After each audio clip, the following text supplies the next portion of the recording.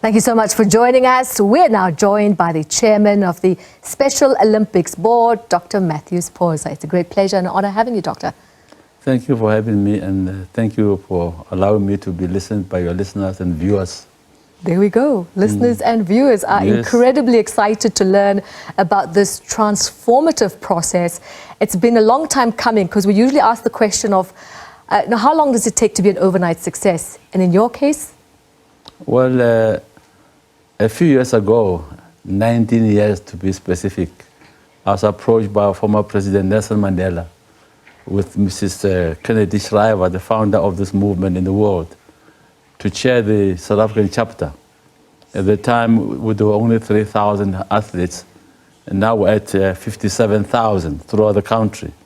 And we are very proud that the numbers keep escalating. But there are still 3 million people out there who need to reach.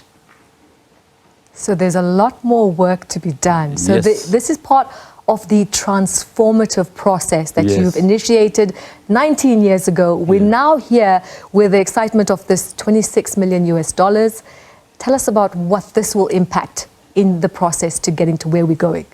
Well, in our language, it's close to 500 million rand. It's a big sum of money for 41 African countries to deal with the Special Olympics in the various 41 chapters, where we have our own chunk there, which we'll use to good benefit and impact of people with intellectual disabilities, to ensure that we break barriers, we enforce inclusion, we enforce acceptance of people with intellectual disabilities in our society, to educate everyone to understand that we are not disabled, we just have different abilities. I call them diffabilities. That's an interesting term you've coined. Diffabilities. Diffabilities. Yes. I think it could be there amongst the Oxford words included for 2024. I'd love to include in Oxford Dictionary. Absolutely, and I think you're going in the right direction, especially when it comes to this Unified Champion School project. Yes. Unpack that for us. Well, what's happening is that we've been getting people with intellectual disabilities playing with people from the mainstream. We use the word mainstream, because they're all normal, So they will play soccer. It's very interesting to see those from the mainstream being beaten by the people with intellectual disabilities. What is it all about? It's about one being given an opportunity in life. If you give someone an opportunity, he will excel or she will excel. So we must all give people with intellectual disabilities, paraplegics and other disabilities, opportunities in this life. They will excel. I love that, because you don't judge a fish by its ability to climb a tree. No. And I like the fact that we've harnessed the fact that this is an important initiative, and that's where the project is going. But with a staggering amount like that, how do you divvy it up and allocate? Where would the funds be allocated?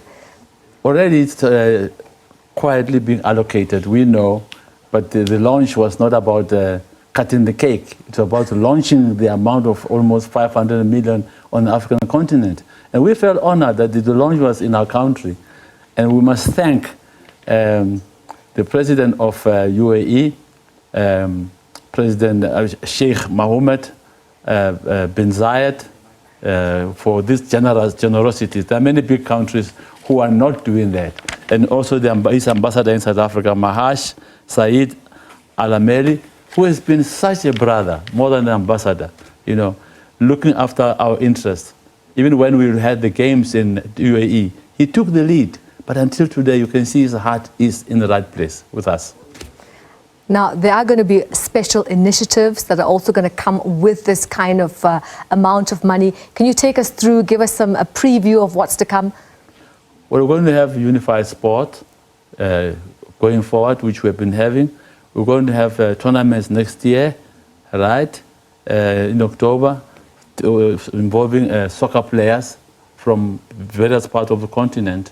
And we're very happy to host, like we've been doing. We've hosted most of the games. We're very happy to continue doing so. You've also got the South African government involved. How does that partnership and collaboration enhance what you're doing? It took 19 years to get the government to be involved. And I'm very happy we're all involved. The Department of Sport, social welfare, they're all involved. They put their their mouth where they put their money where their mouths are, and we appreciate that. Minister Zizi has been running ahead, promoting the Special Olympics, which he has discovered, and we're very happy about this excitement.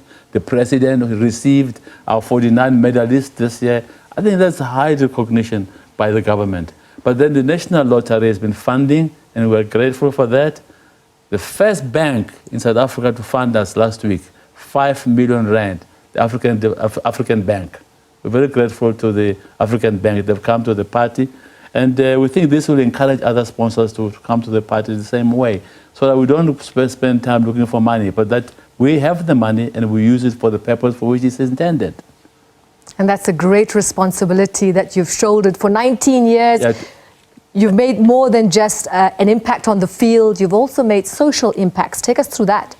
Well, we're educating society to understand that people with intellectual disabilities are not supposed to be put under the bed, behind the doors, or under the table. They must come to the table and share, have their space at the table, must have education.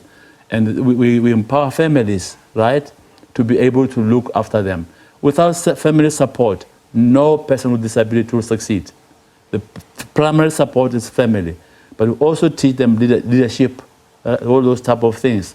And we're involved in the health of those youngsters with intellectual disabilities. These are programs we run in society, and we run them nationwide. We've got tutors nationwide. And we've got volunteer doctors, guys dentists. You got to find a guy at the age of 45. His teeth have never been tested. They get tested at our clinics. Their eyes, never tested. And they get free spectacles from our volunteer doctors. You are influencing community misconceptions. Yes. And breaking the myths, so literally myth busting, I would call it, yes. to what you're doing. Yes. How have you seen changes in society when it comes to athletes with disabilities? I think there's been a very warming acceptance, awareness. People are more excited. They're more respectful of people with intellectual disabilities. They realize that they are not disabled. They're differently abled. That's how God made them, to be differently abled. And they excel in their area. I mean, we got, how many gold medals did we get last year? I mean, no sporting in this country can boast of that. And we humbly boast and say, we're getting the highest medals in this country with people with intellectual disabilities. Sure. It's always great to sit and talk about the highlights, but I'm sure there must be challenges, hurdles you've experienced throughout this 19 years of where we are today. You must remember, some of them have got real difficulties. That's why we always have these doctors, these nurses. We never travel or fly out for all these professionals to look after them, so that they must be at hand. And these are people with big hearts, professionals who give their all to people with intellectual disabilities. You can see I get touched when I speak about this topic. It's because of what I know, which we have to go through, but we don't mourn it. We celebrate the success that we can lift up people, we can create awareness about them, and discover their disabilities. Well, you said it at the very outset. This is not just about, achieving the medals, which we have done, but it's also about the heart. And it's an important aspect of what you do. But with it, there comes a responsibility as well to the families, to the athletes, exactly. to the organizations. Yeah. I'm sure you also report to a board. It's almost running a business, I would imagine. Well, if you look at our Special Olympic Board, it's very corporatized. Good governance is the issue. SACOC, a year ago, had problems. We ran all their financials. We are entrusted to run their finances because everybody can see we're running good governance. But the main thing here is human rights. These people with intellectual disabilities and others, paraplegics, must enjoy human rights. They must enjoy freedom, like all of us. If they are not part of that freedom, then freedom is not complete. You've been very under-resourced for a long time. This seems like a windfall, but you do have a vision that you need this amount and more sponsors to come on board. What is the vision now? It's to ensure that the 3 million people with intellectual disabilities are included. But at the moment, they are excluded. We're not going to over-celebrate 57,000.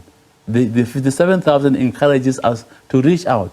And we're calling on parents, on families, not to hide these people, to bring them forward.